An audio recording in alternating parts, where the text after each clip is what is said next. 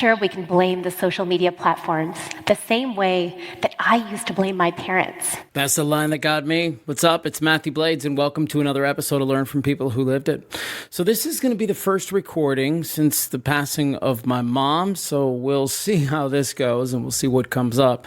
As you can well imagine, the freshness of this thing has so many emotions attached to it, and I'm really just trying to do the best I can at sifting through them, feeling all of them. Honest to God, I'm like every tool that I've ever picked up on this podcast from every expert we've ever interviewed, I'm going to it. And I'm like, okay, remember when they said this, do this. And so I'm just trying to use every frickin' tool I can. And to be honest, I feel like it's making this experience bearable. Like there's still these moments that super suck, but man, I see some beauty in some of this stuff too, and there's a peace that's starting to come over me, and it's interesting. It's interesting. Sonia Jhas is the podcast guest today, and she's got a TED Talk that I came across called "Where Do the Happy People Live?" Looking for no bullshit conversation about mental health? Find Learn from People Who Lived It wherever you get podcasts. Search it using all one word.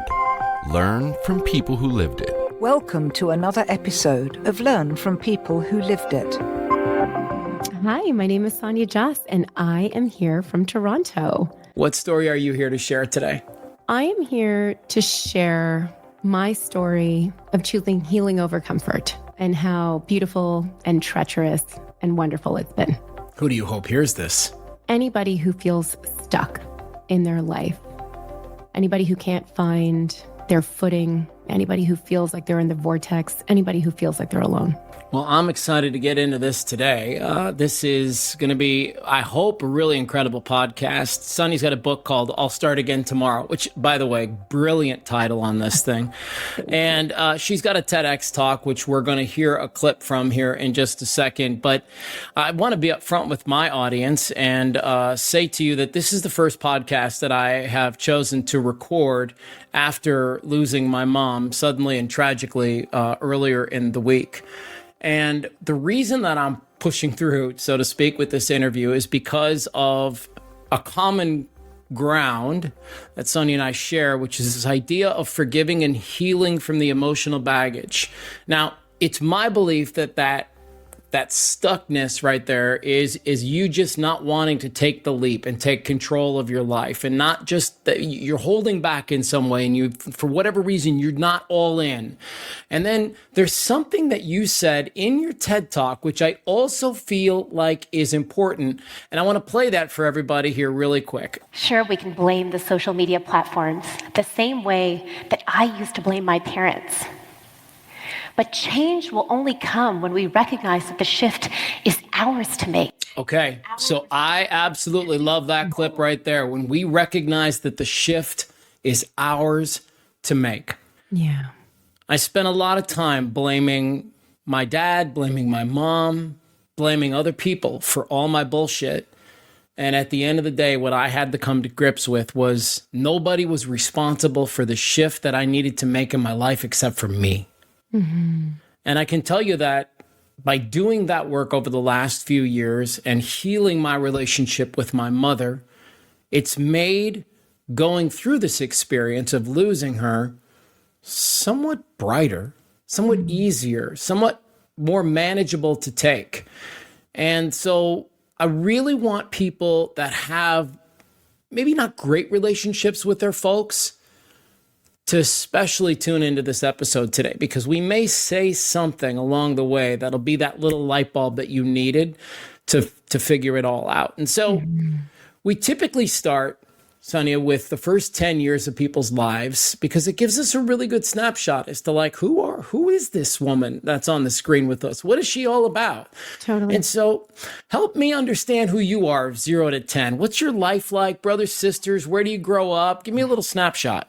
Oh, we're going there. I will gladly give you a snapshot because as I continue to journey through my adulthood, I am marveled again and again at how everything leads back to those first 10 years. Yes. So it's a great question that you ask. And Let's go there. So I was born and raised in Toronto to two lovely parents who were pretty traditional, South Asian parents. You know, they came here for a better life, a bigger dream, and I was born into a family of high performance.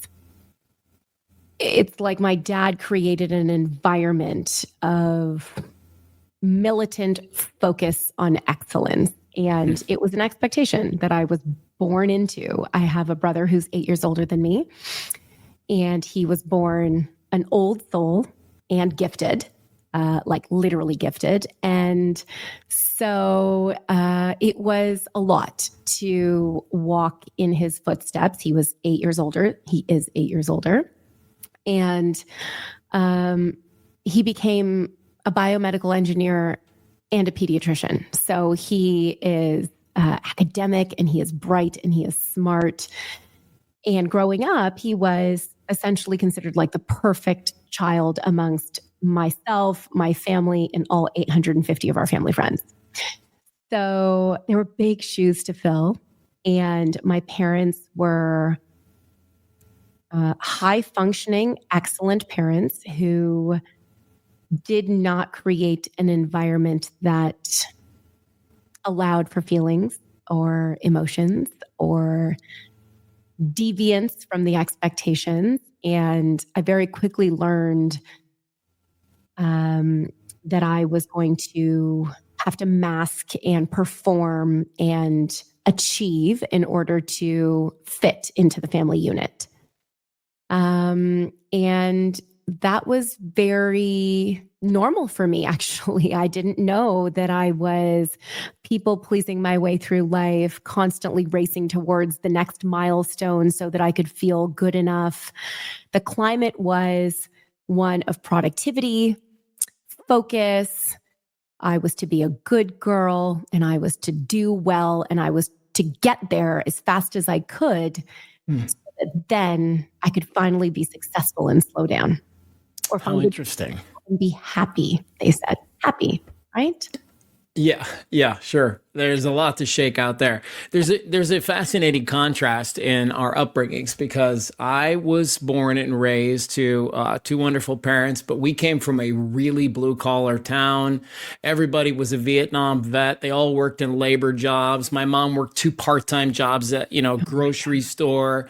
And I grew up in this environment where I didn't see a ton of high performers in my life. I had an uncle who was doing some really cool things. I had another uncle that was doing some pretty cool things, but there wasn't necessarily anybody pushing me to be great.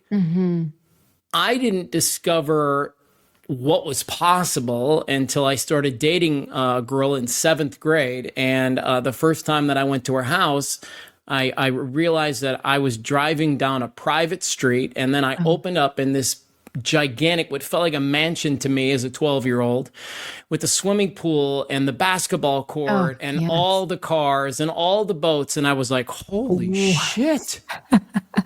Like, what is this? And that, in that moment, I can guarantee I can draw the line back to it. It was like, okay, amazing?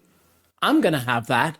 Yeah. And then tried. I've never heard of someone being able to quite literally pinpoint the moment where their mind was blown on what the potential of the universe could be. That's amazing.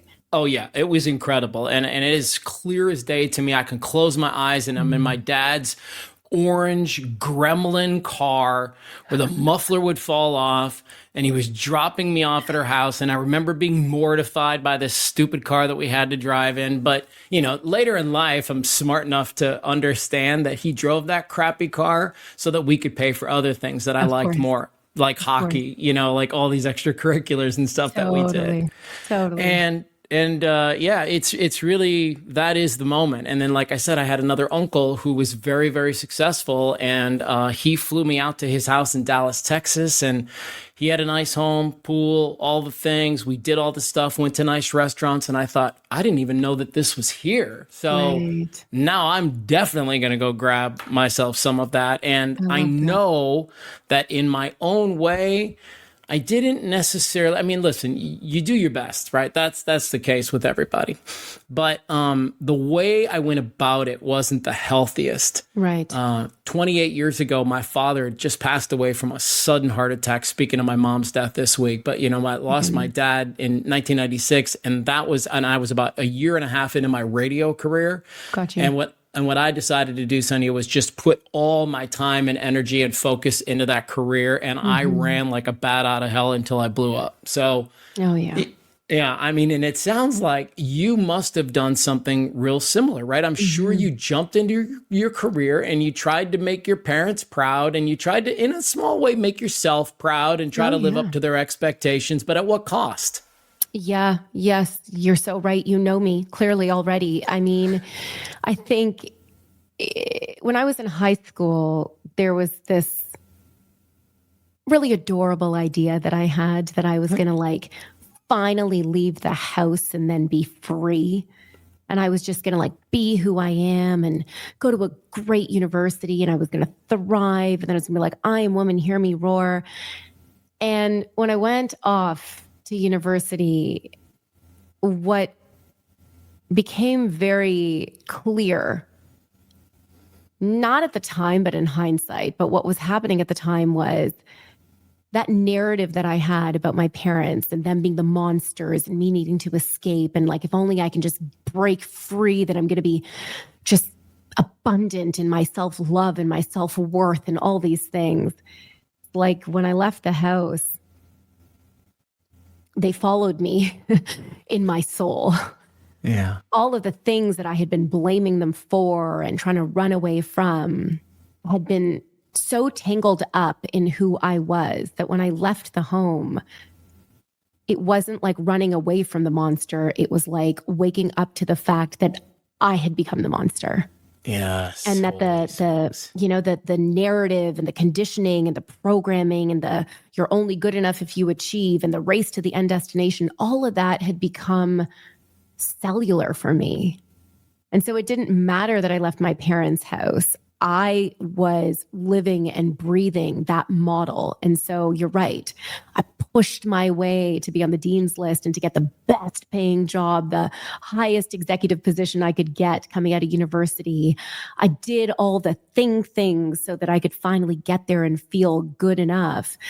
And it was only in making it to the supposed finish line, according to my parents' evaluation criteria, the husband, the job, the money, the penthouse, the blah, blah, that I sat there with this feeling day in and day out. And it was like, just like a quiet twinge in the beginning, right? It was like, okay, like something doesn't feel so good, but like, it's fine. I'm happy. It's all good. Like I have everything that I want. Like I need to be grateful. And every day that feeling, that twinge just grew. And it was like this longing, this haunting sort of longing, like this can't be all there is for me. This can't be as good as I get to feel. And I have everything I thought I wanted. So now what do I do? Because I don't have a clear problem to solve. What's my problem? Right? I like that. I want to ask you a quick question really quick. Yeah. Because you like that, a quick question really quick. Here's the thing. Your parents did instill, I love the Tony Robbins philosophy, which is you can't blame your mom and dad for all the bullshit unless you blame them for all the good stuff they gave to you too, right? Agreed. And so they did set you up to be a successful person because of some of the stuff that they did. But the problem is, like, for what I like to tell people is that isn't a long-term strategy, because that only works till it doesn't. That's exactly it. It only works until it doesn't. And what you're saying is so true. And I grapple with this every day because now that I'm a parent of 2 children. Yes. And I swore not to turn into my dad. Oh. And every day I'm like, oh my God, I'm turning more and more into my dad. And also, you know what? He was pretty awesome. He was actually excellent. Look at what he was able to do at a time where there wasn't the internet. There wasn't all these resources. And what started out in my youth is this, like, not hatred, but this negativity towards my parents has over the years transformed so much, not only through my own healing work, but also through the fact that like now that I'm a parent, I'm like, yo, man, they set me up with a tremendous amount of value. That foundation that they built is what is carrying me through life. It's also my Achilles heel. It's also driving me insane. It's also the crux of the continued healing that I have to do. But honestly, it also really worked in a way. And so it's never going to be perfect, as you said. And I feel like I am only now appreciating the value that my parents brought to the table for those foundational years. Yeah, they give us good stuff, whether we know it or not. And you know, it's like you want to figure out who you are, have some kids. Oh. Go ahead and have a couple of babies, and then get back to me about who you are and what you're all about, right? Nothing will push you to face yourself like parenthood, which is not something that I expected, right? Like I was naive. I was like, oh, I'm going to have some kids or whatever. I'm going to be one of those like working moms. Like I'll figure it out. And every day I'm like, oh my God, this is the hardest thing I've ever done. And it's so amazing. And it's so painful because in every moment, there is a decision that intrinsically needs to be made on how you are going to show up for these people. And it forces you to bump up against your conditioning, your programming, your old operating systems, your unhealed trauma, your big T, little t, everything trauma. Like it's just a cesspool of a lot of emotion. And also it's like the catalyst to such accelerated growth. It's so true. So in your book, I'll Start Again Tomorrow, which again, brilliant title, and other lies that I've told myself. Do you write about some of this stuff that you dealt with your mom and dad and how you were able to find your way out of it? I write about all of it actually. And it felt like a unique choice to be making, particularly in a wellness book. But the reason that I talk so much about it, my parents, my fertility journey, my struggles with perfectionism, my brother and his perfectionism. Like I go through all of it because when I was at that crossroads point in my life where I had achieved the things and was feeling that sort of haunting longing, one of the places that I turned to in order to start solving the problem was my relationship with my body. Because that desire for perfection when it came to grades and extracurriculars and being all the things also was the same ideology that I had when it came to my body. And so I suffered from eating disorders. I was on the wagon, off the wagon a million times over before I had hit 25 because I believed so deeply that happiness was just 10 pounds away. And if I could get there somehow, then I would finally feel good. And when I hit the crossroads, it became very clear to me that I'm never going to be able to feel good if I am constantly looking at myself as a problem to be fixed. Wow. What did that crossroads look like? Let me challenge you a little bit. What did that crossroads look like? The crossroads was I've landed my dream life and I'm miserable. And so what do I do to heal from here? Is it my job? Is it the man I married? Is it myself? How do I find the answer when I don't know what the problem is? And I thought about getting my PhD because I was like, maybe that'll make me a doctor. When is higher education not the answer? But I was like, no, I don't think higher education is the answer this time. Yeah. I think instead of chasing out there, this is the moment where I have to be willing to go within. And my relationship with my body felt like the most honest place to start because it was what I was still grappling with, both externally and internally at the time.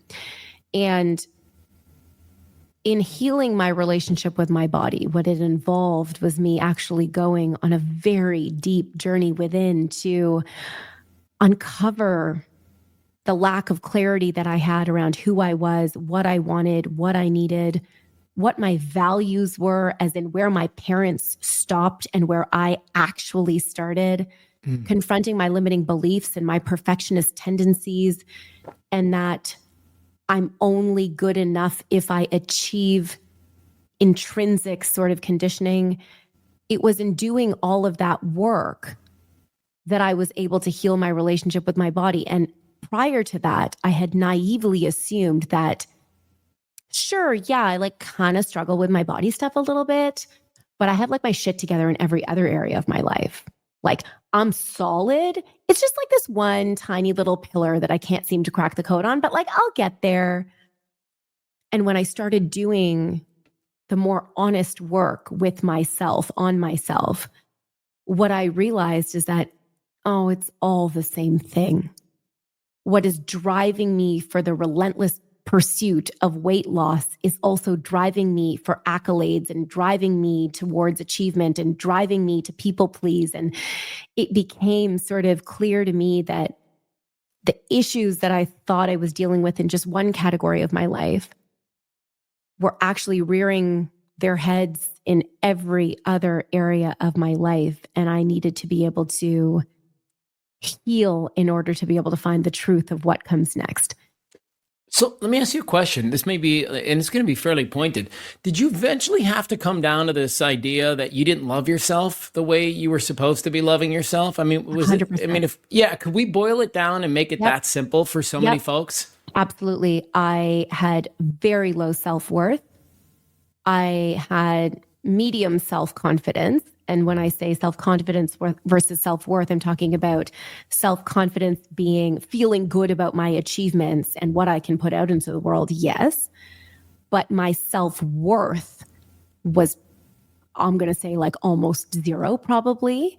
Who I am intrinsically as a person, I don't think I could feel honest love towards. I think I continue even now to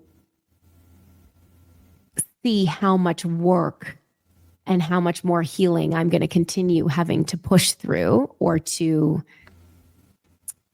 gently push myself through to keep finding more and more of the self-worth and self-love that I don't think I was able to find for myself growing up.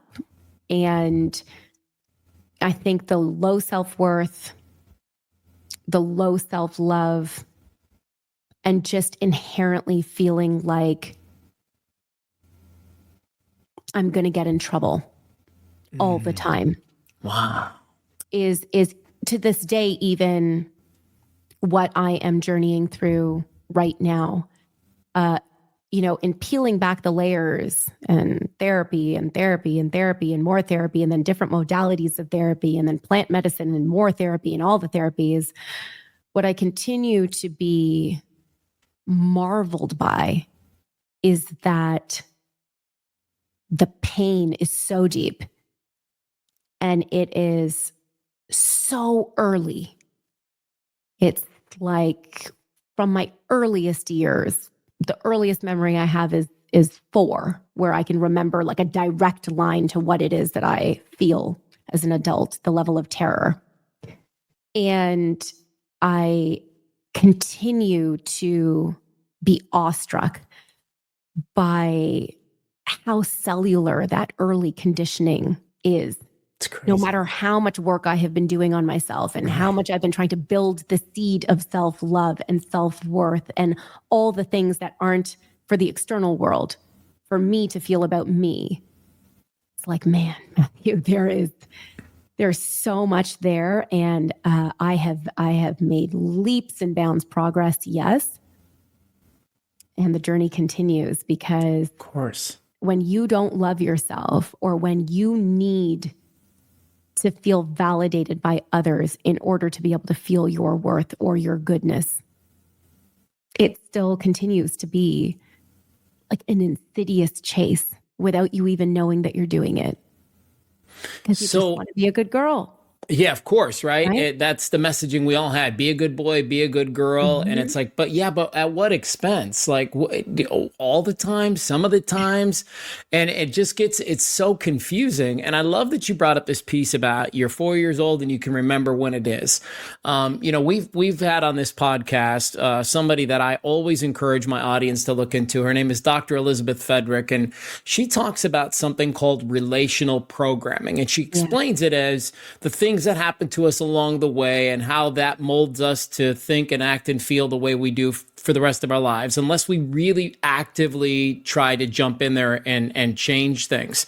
Yeah. And one of the things that I'm increasingly more and more interested in talking to is how do you get through to folks who don't even know that their relational programming is fucked up. Like it is such a mess. Like they just continue to check out the same book every single day. They don't think there's an issue. They think this is the way it's supposed to be, and there's almost seems to be this mentality of like, it happened to me. And so I'm going to make sure you go through it too. So you feel exactly like I feel. And I remember this coming out during my healing journey. And I was just angry and mad. And I was saying to my wife, and, I was just getting mad at her for not understanding and all of the things. And finally in tears, we were screaming at each other. And she said, "Why do you need me to feel as bad as you do?" Oh, And I was like, whoa.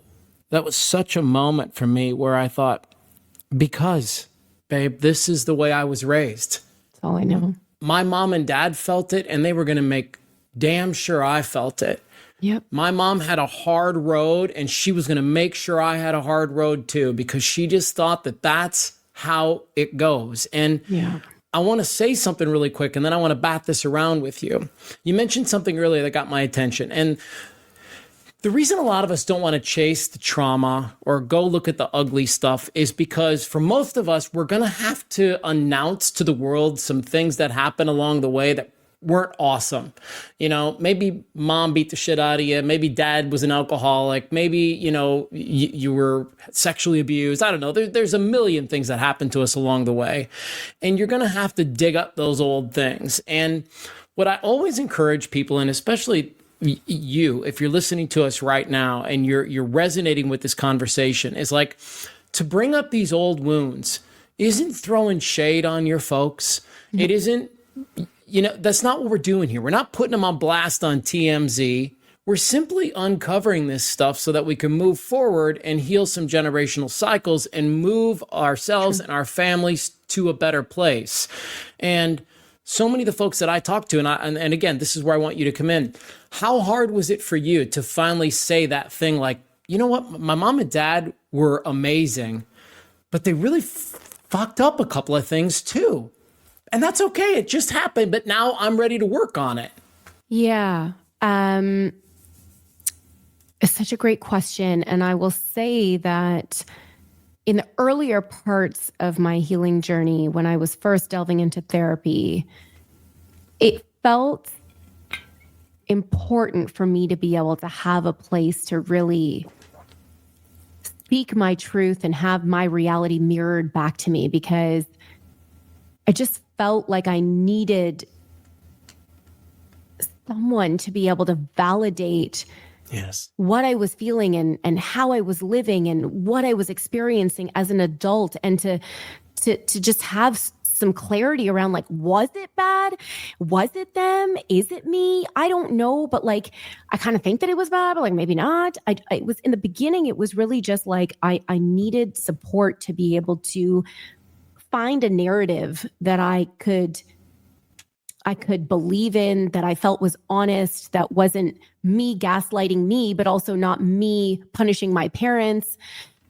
And that has continued over the years to evolve. My understanding of my parents has shifted. My willingness to look at them as not the problem has shifted.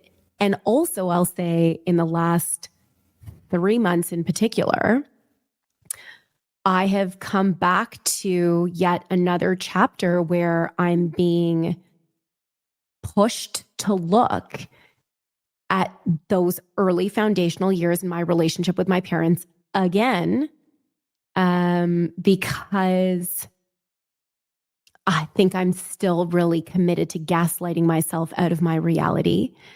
And in making peace with my parents, I've almost made too much peace with my parents, where I have removed myself from that early cellular conditioning.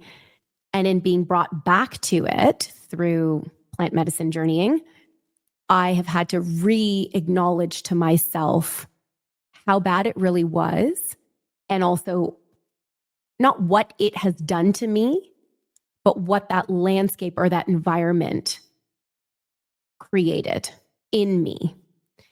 And I'm once again now in another chapter of revisiting my relationship with my parents and healing through that. I'm going to call it trauma, but little t, big T, all the T traumas, that version of my trauma, so that I can, I think, further untangle the threads. It's like the first iteration, the first chapter of my healing, or the first 10 chapters of my healing, were quite linear. They got me from like level 1 to 10. And it was like, I'm doing it. I'm doing the hard work. Here we go. And then there was a little bit of a period of a pause where I could settle a little bit. Marriage then brought up another chapter of healing, because that'll do it. After you've been married for like 13 years, you're going to just have to break the whole thing down and see if there's anything left, and then be like, oh, okay, we're like really choosing this. So wonderful. So there was that chapter of healing. And coming out of that, what has unfolded for me is yet another phase where I am gently, as best as I can, pulling on the thread.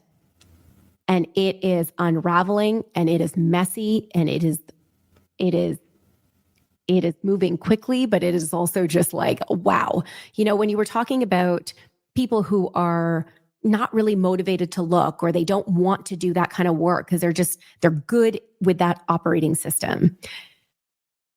I was saying this actually a couple of weeks ago, where I was like, I feel like I was on a merry-go-round before, and I was just going in a circle, and it was light, and it was bright, and it was shiny, and there was music, and it was kind of nice. And if I ever got bored, I'd go from the horse to the bench, from the bench to the unicorn to the whatever.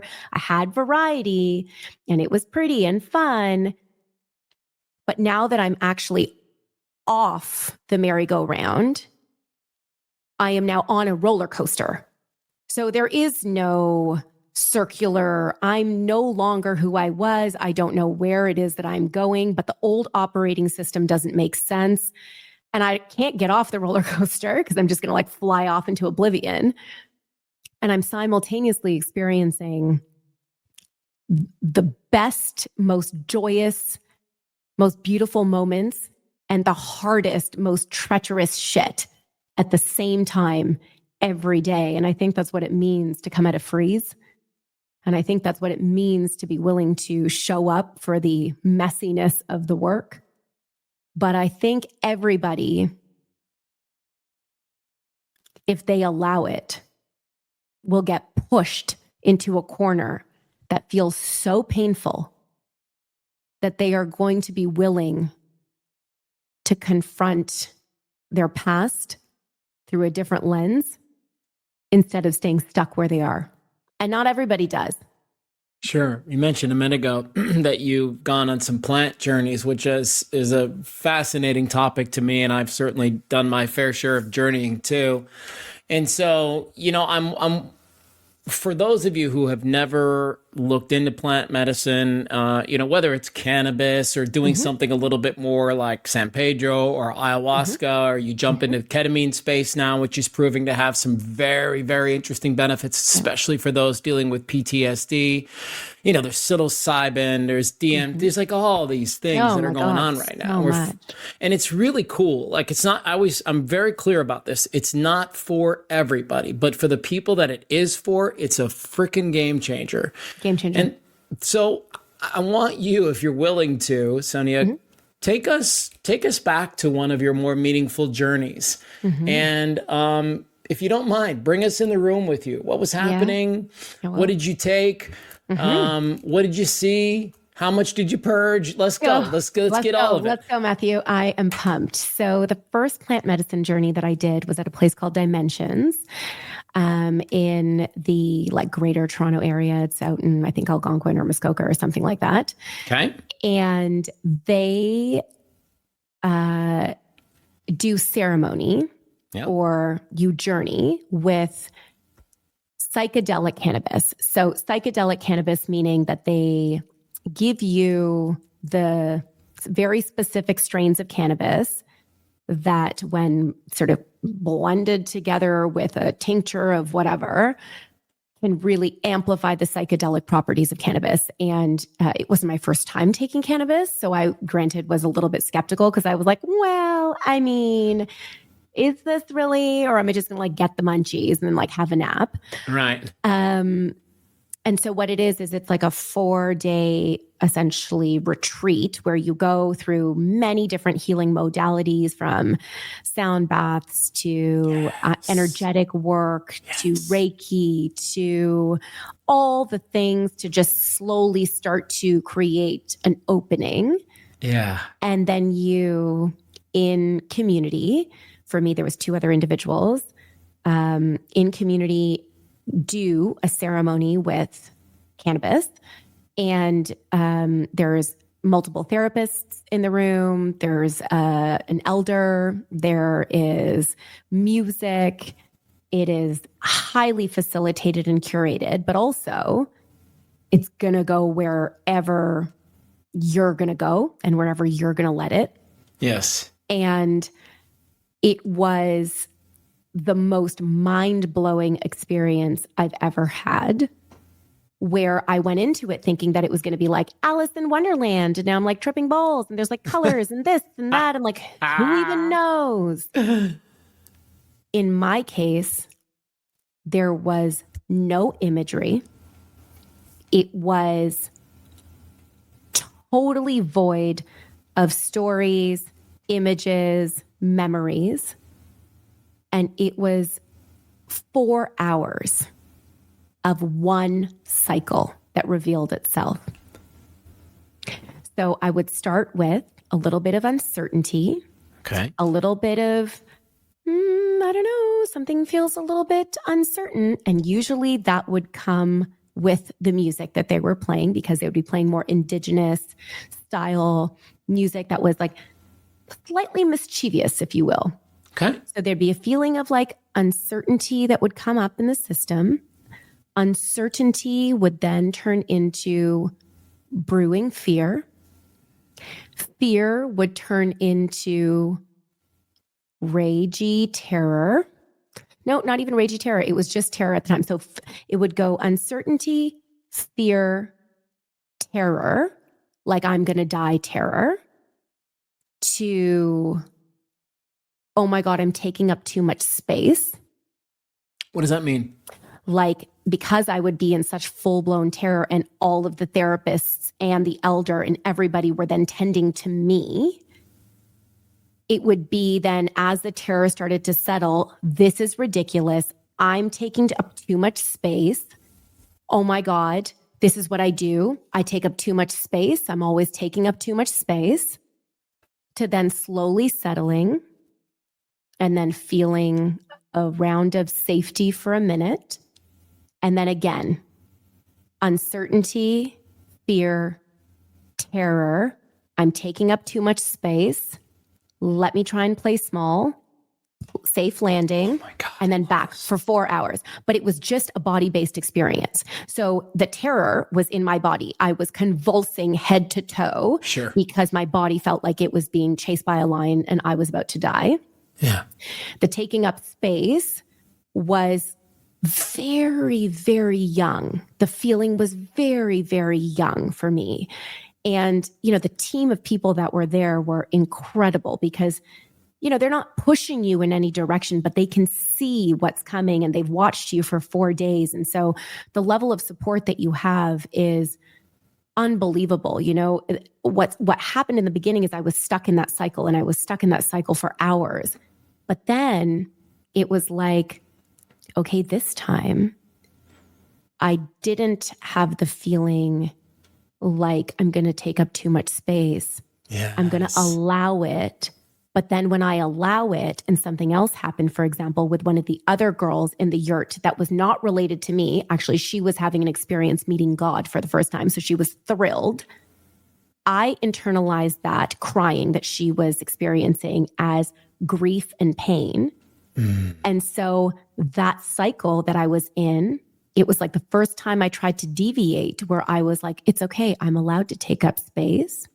Yes. What came back to me was, no, when you take up space, everybody around you suffers. Something bad happens to the people around you. And so it's interesting, right? Because you start in this cycle and you are in it. And then you start to experience deviations to the cycle slowly. The team of people there were like, okay, she's getting to the point where she's going to be like, you're taking up too much space. We're going to make her starfish on a bear hide in the middle of a yurt so that she can push through this I'm taking up too much space feeling.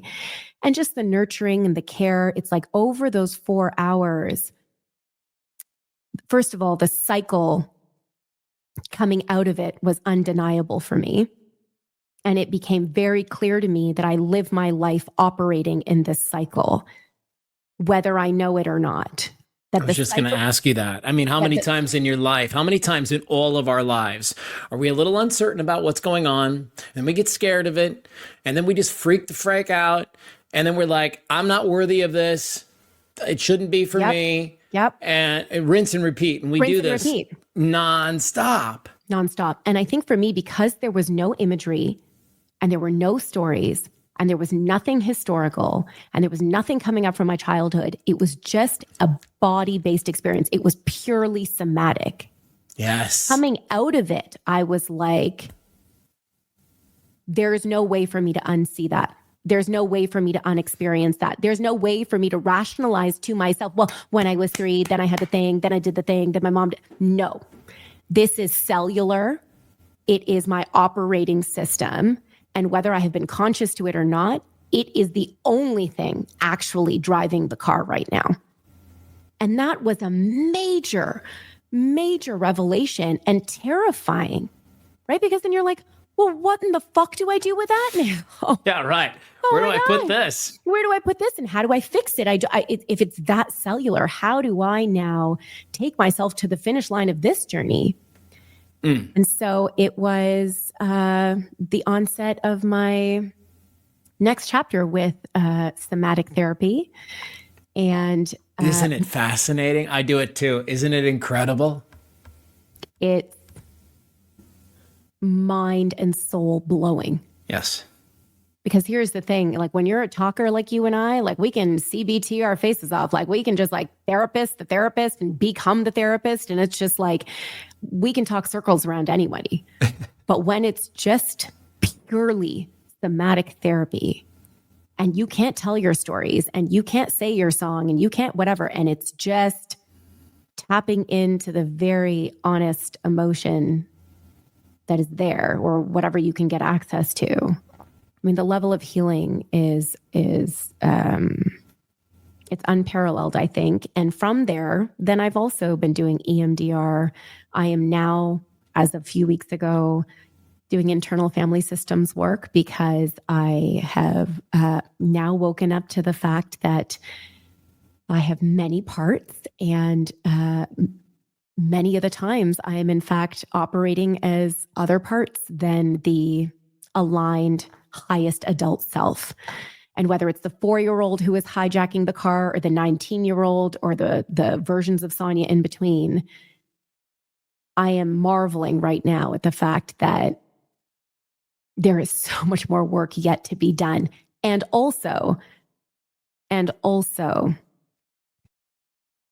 don't think the journey's ever going to end. And so I think for the first time, I'm also learning to approach the healing journey differently, with more compassion, with more empathy, with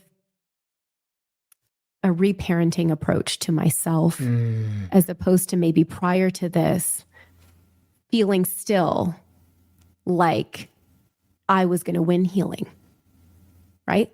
And even to be able to call myself out on that in the last month, to be like, holy shit, I have been healing for the last 13 years. And even still, with my most sincere intentions, I think there has been an internal driver of winning healing as I've been doing it. And only in the last 3 weeks, I think, have I gotten to the point where I'm like, I'm ready to put that down. Yeah. Oh my God, I love this. Okay. Clearly, we're going to have to maybe regroup for another sesh here. But as We're we going to have to have a weekly podcast? I agree. But I would like to kind of start to wind down and wrap up with this thought. And here it is. My mom passed away just a few days ago. And I really believe in my whole heart that the greatest gift that I ever gave her and that I ever gave myself was doing the work on our relationship and working on my own stuff and stopping the blame game and just trying to slowly, and don't get me wrong, guys, this isn't going to happen overnight, right? There's going to be major setbacks and you're still going to have your times, but I'm telling you that when your parent, because so many of us, what's going to happen is we're going to hold on to all this shit. We're just going to bag it all up. And then when they die, we're going to sit there with all this regret and guilt and all the stuff that we wish we would have, could have, should have done. And the work that Sonia's talking about, the work that I always talk about on this podcast, is truly one of the greatest gifts that you can give yourself, because it's going to improve your relationships with your kids. It's going to improve the relationship with your spouse. It's going to improve the relationship with your family. It's going to improve the relationship with your friends.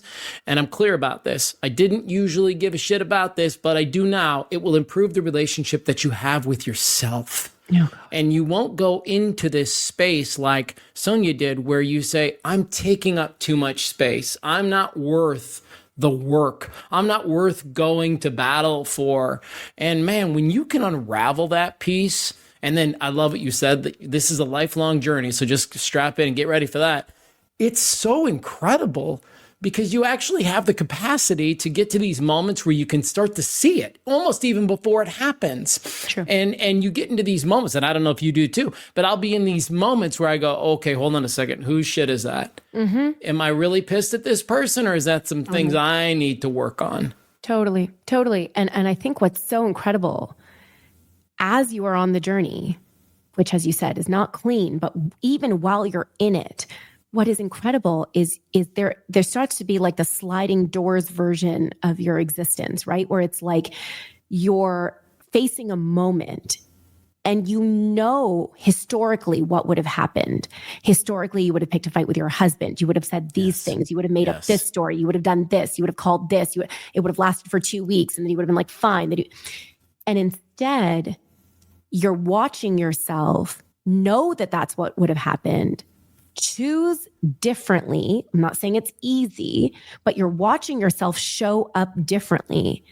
And even though it doesn't feel like this big, giant win in the moment, what starts to happen is like the mosaic starts to take a different shape, right? It starts to look and feel different because you are showing up for yourself differently. And when you can show up for yourself differently, everything changes. Everything. Like there's nothing that doesn't change when you can start to shift how you relate to yourself. And in relating to yourself differently, you relate to the world differently. And I know that I've made it sound like this is just like a batshit crazy journey and like it's so hard and awful, but also I will never choose anything other than this. I will always sign up for the work. I will always want to go deeper because every day I am watching myself shift and transform, and everybody should have that type of experience for themselves where they can feel who they are more authentically and honestly, right? Like the real essence of who you are. If you can find moments, micro moments where you can feel that in your life, what a gift. And yes, it's a roller coaster while you're doing it. It probably won't ever end. But once you're on the roller coaster, you're not going to want to get off. Right. Because you step into a space where you go, okay, I'm not going to get off. So I just better enjoy the ebbs and the flows of it. Like I better enjoy the peaks, and I better enjoy the valleys, and I better enjoy the part where I twist and I'm upside down, and I better enjoy the part where, I'm a little bit nauseous now. I think I'm going to like vomit my face off. Okay, it kind of settled. No, I did vomit, but actually I feel so much better right now. And look at this aha that I had. And as you said, it shifts the relationships that you have, the understanding that you have of your parents, which can create so much emotional freedom, right? Like we are so tangled up inside. As you start to pull on the threads, there is emotional freedom. There's space that is created for something new, something different for yourself and for your parents and for your children and for your spouse or your partner, whoever. And so, I mean, it's not fun. It's not pretty, but also it's so necessary. And what you're doing today, showing up like this after experiencing tremendous guttural loss, is a testament to the power of the healing work that you have done. It's a marvel for yourself and for others to be able to experience this moment with you. And so please just know how inspired I am in seeing you show up like this, because it just makes me, oh my God, I'm crying as I always am. It just makes me recommit to the power of this work. You're making me cry too. Thank you. The book is called I'll Start Again Tomorrow and Other Lies I've Told Myself. There's a TEDx talk called Where Do the Happy People Live? For anybody that resonated with our chat today, I encourage you to just go down the rabbit hole of Sonia and everything that she's trying to do into the world. And, the bottom line is like, what you do isn't for everybody. It's for the right people. What I do isn't for everybody. It's for the right people. But find something that works for yourself. Get yourself out of that rut. Find a way to let the highest version of yourself run the show instead of the 4-year-old and the 19-year-old. And in my case, the 6-year-old, the 9-year-old, and the 23-year-old, right? Like we all have our hits. That's the gig. So we do. What a great chat. Thank you so very much for coming on with us and helping us understand a little bit of your world. I know some people are going to be different after they hear that. And that's what I love about this podcast. I mean, the container that you've created here is exquisite. And I mean, you bring it out in every guest. So thank you for having me. And thank you for giving me the honor of being your first conversation as you now heal in this next chapter of your own journey. We have 3 goals with Learn from People Who Lived It. 1, to help you feel less alone. 2, encourage you to seek out a coach, a therapist, a church, anyone who can help you get through your journey and find some healing.